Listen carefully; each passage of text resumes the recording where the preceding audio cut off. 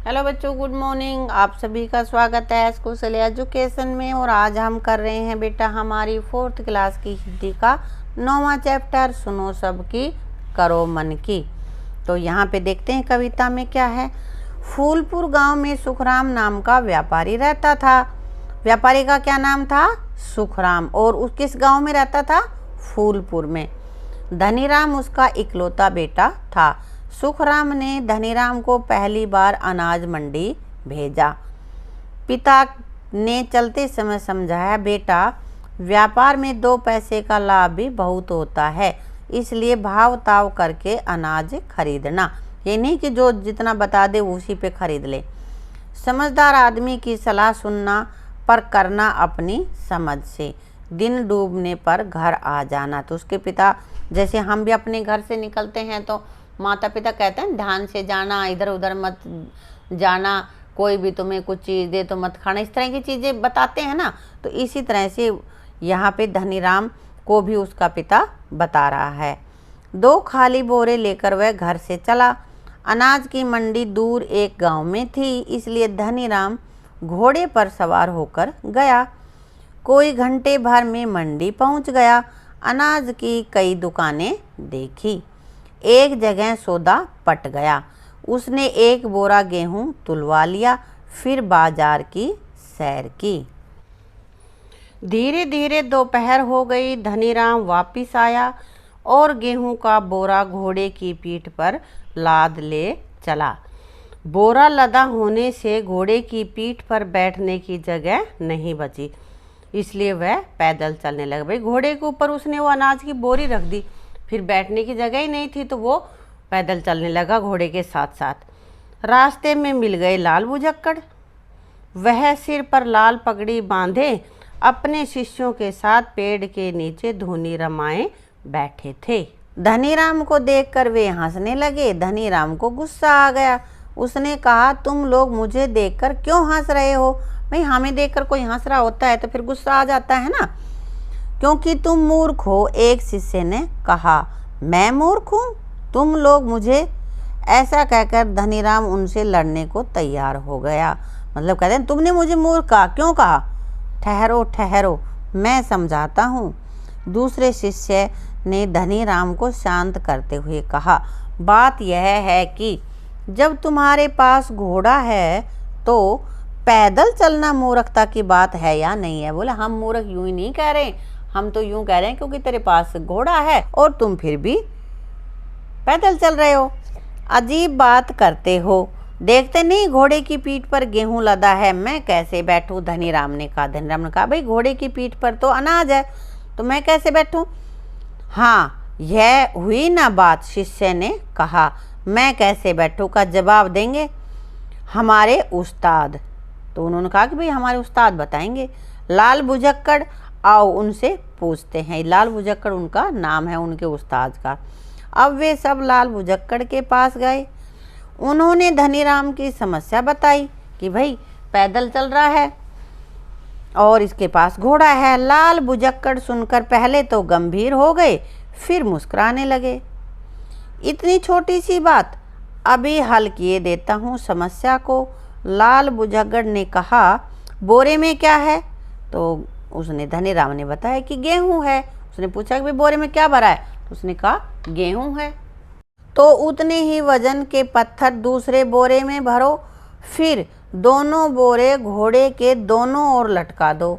वजन बराबर हो जाएगा और घोड़े की पीठ भी खाली हो जाएगी, तुम बैठकर जा सकोगे। लाल बुझक्कड़ ने क्या सुझाव दिया कि दोनों साइड उतना ही वजन लटका दो, तो एक साइड का वजन भी नहीं पड़ेगा और पीठ के ऊपर रहेगा नहीं, दोनों साइडों में लटक जाएगा और पीठ पे तुम बैठ जाना।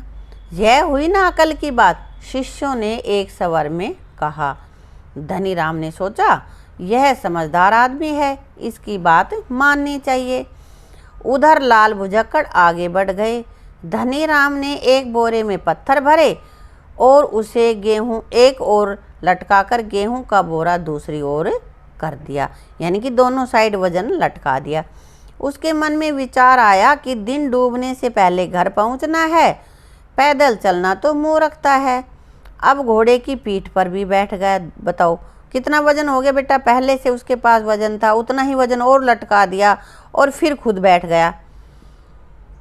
उसके बैठते ही घोड़ा गिर पड़ा। अब घोड़ा तो गिरेगा, कितना वजन उठाएगा वो। आसपास के लोग मदद के लिए चल पड़े।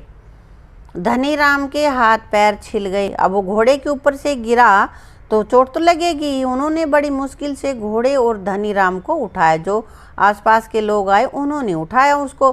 बोरे में पत्थर भरे देखे तो धनीराम को डांटने लगे, अजीब मूर्ख हो, इतना वजन घोड़े पर लाद कर चलते हो, बेचारे जानवर पर दया भी नहीं आई। अब उसने कहा कि भाई इतना वजन लाद दो, अब ये कह रहे हैं कि बेचारे जानवर पर इतना वजन लाद दिया। तुम लोग भी मुझे मूर्ख कहते हो, धनीराम परेशान होकर बोला। तब उन्होंने कहा, हाँ हाँ तुम मूर्ख ही हो, नहीं तो बोरे में पत्थर क्यों भरते भाई, बेवजह बेचारे जानवर पे दुगना बोझ कर दिया। गेहूं का वजन बराबर करने के लिए भरे हैं, यह मुझे लाल पगड़ी वाले बुजुर्ग ने सिखाया था। जैसा उन्होंने कहा मैंने वैसा ही किया। तो तुम्हें मूर्ख लाल बुजक्कड़ मिला था, वह तो मूर्ख है ही और तुम भी मूर्ख बन गए। अब वहाँ जो लोग खड़े थे उन्होंने कहा, सच में मूर्ख बन गया। मैंने सोचा शाने और ज्ञानी दिखते हैं तो मैंने उनकी बात मान ली। लोगों ने धनीराम को समझाया, पत्थर लादने की बजाय गेहूं को 2 हिस्सों में करके बोरों में भर लेते। गेहूं के 2 हिस्से करके दोनों साइड लटका देता, दोनों बोरे लटका लेते, वजन भी नहीं बढ़ता और तुम बैठकर भी आ जाते। कुछ अपनी समझ भी तो लगाई होती। भाई कुछ अपना भी तो दिमाग लगा। उन्होंने कहा तुमने मान लिया। धनीराम को लगा वह सचमुच मूर्ख बन गया।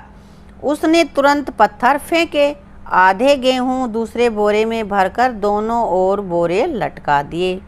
अब जो ही वह घोड़े की पीठ पर चढ़ा त्यों ही घोड़ा सरपट भाग चला। अब वजन कम हो गया ना। शाम होने से पहले वह घर भी पहुंच गया और मनी मन सोच रहा था, बड़े बुजुर्ग ठीक ही कहते हैं, सुनो सबकी करो मन की। मतलब सबकी सुनो, जो तुम्हें अच्छा लगे वही करो।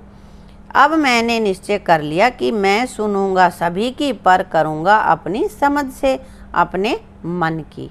तो बेटा ये तुम्हें भी ध्यान रखना है कि सबकी बातें सुनो और जो सही है, जो तुम्हें उचित लगे वही करना है। ये नहीं कि जिसने कह दिया उसी की बातों में आ जाओ। तो यही हमें इस कहानी से शिक्षा मिलती है ना, कि सबकी सुनो लेकिन अपने मन की जो सही बात है वो करो।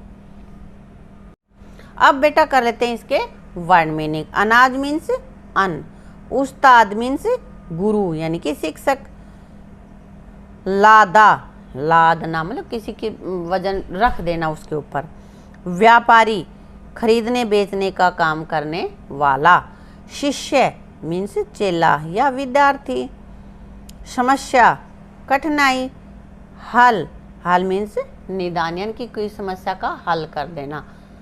तो ये थे अपने कुछ वर्ड मीनिंग। इनके अलावा कोई भी जो तुम्हें पाठ में कठिन लगते हैं तो शब्द तुम्हें उनका अर्थ नहीं पता है तो कमेंट बॉक्स में लिख देना, मैं तुम्हें आंसर दे दूंगी। तो इस वीडियो को बेटा यहीं समाप्त करते हैं। आगे का पोर्शन जो बच गया उसको करेंगे अपनी अगली वीडियो में। अगर वीडियो अच्छी लगी तो वीडियो को लाइक करना, शेयर करना और चैनल को सब्सक्राइब करना। Thank you.